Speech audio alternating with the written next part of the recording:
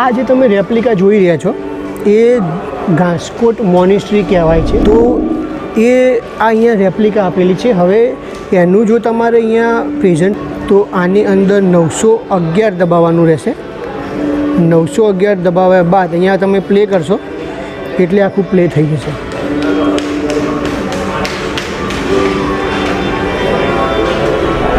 મિત્રો તમે જો હું કેમેરામેનને પણ કહીશ કે ઝૂમ કરીને બતાવશે, પણ જે તમે આખો આ રૂમ જોઈ રહ્યા છો તો અહીંયા નીચેની સાઈડ મિત્રો પુરાતત્વ વિભાગ જે ખોદકામ દરમિયાન જે કઈ રીતે એના અવશેષો મળતા હતા એની રેપ્લિકા છે.